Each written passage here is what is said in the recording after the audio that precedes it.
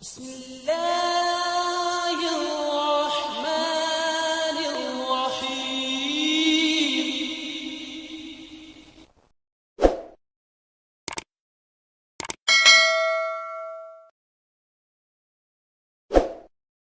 وعلیکم السلام ورحمۃ اللہ وبرکاتہ. جی جناب.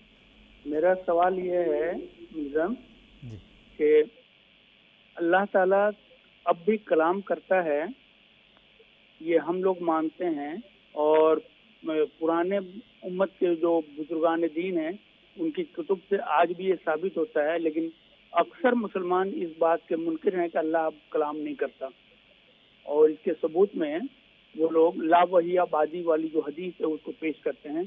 اس مسئلے کو ذرا واضح کر دیں. جزاکم اللہ شکریہ. محترم مولانا محمد کریم الدین صاحب شاہد سے درخواست ہے. محترم علی صاحب، یہ بات یاد رکھنے کے قابل ہے کہ اللہ تعالیٰ کی ذات کے جو صفات ہیں وہ کسی زمانے میں کبھی بھی معطل نہیں ہوتے. جیسے خدا تعالیٰ کی صفات ابتدا سے تھیں، آخر تک اس کی صفات اسی طرح سے موجود ہیں.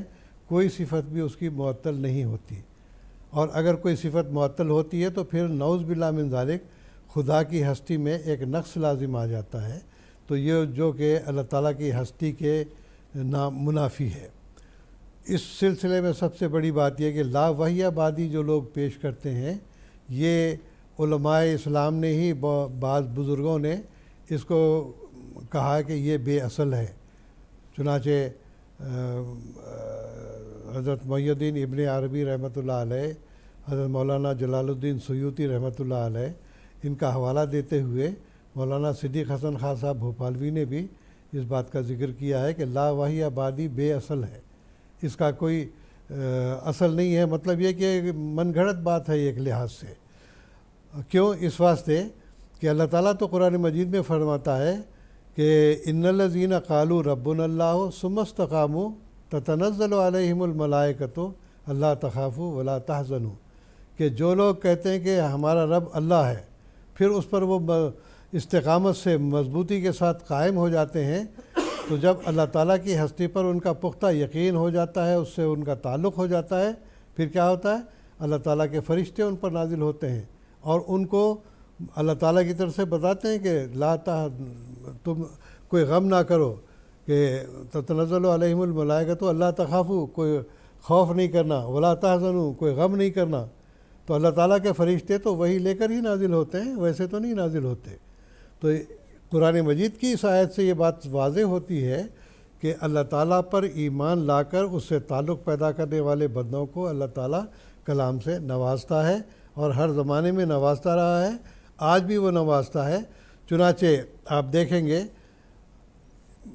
امت محمدیہ میں ایک دو نہیں بلکہ سینکڑوں بلکہ ہزاروں اولیاء اللہ ایسے پیدا ہوئے ہیں جن سے اللہ تعالیٰ نے کلام کیا.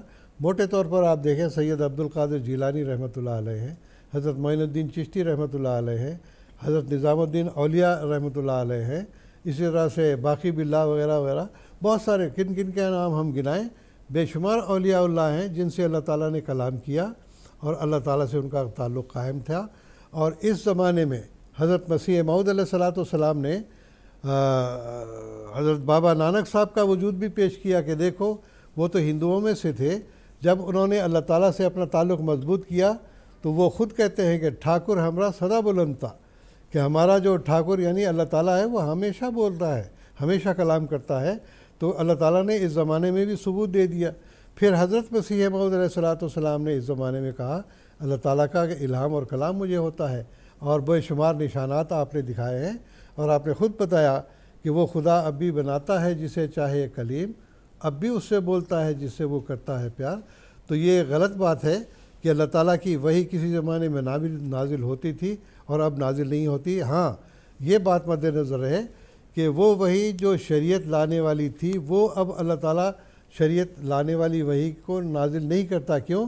اس واسطے کہ قرآن مجید جیسی کامل کتاب اللہ تعالیٰ نے شریعت کے طور پر نازل کر دی ہے، وہ پہلی اور آخری کتاب ہے جو دنیا میں اب اسی طرح سے قائم ہے جس طرح کے نازل ہوئی تھی، اور اللہ تعالیٰ نے اس کی حفاظت کا بھی وعدہ لیا ہوا ہے، اور یہ قیامت تک یہ شریعت چلتی چلی جائے گی. اس لحاظ سے اب وہی शरीयत वाली वही अब तो कोई नहीं आएगी, ये तो बात मानने वाली है, लेकिन बग़ैर शरीयत के अल्लाह ताला का कलाम तो जारी है, इस वास्ते कि अल्लाह ताला की कोई सिफत, जैसा कि मैंने पहले बयान किया, मुअत्तल नहीं होती। हमेशा से अल्लाह ताला की तमाम सिफ़ात जारी हैं और आइंदा भी जारी रहेंगी। जिस तरह दूसरी सिफ़ात जारी हैं, उसी तरह से कलाम की सिफ़त भी अल्लाह ताला की फजल से जारी है, वही उसकी हस्ती का सबसे बड़ा सबूत भी है। जी, जज़ाकुमुल्लाह ताला हसन जज़ा।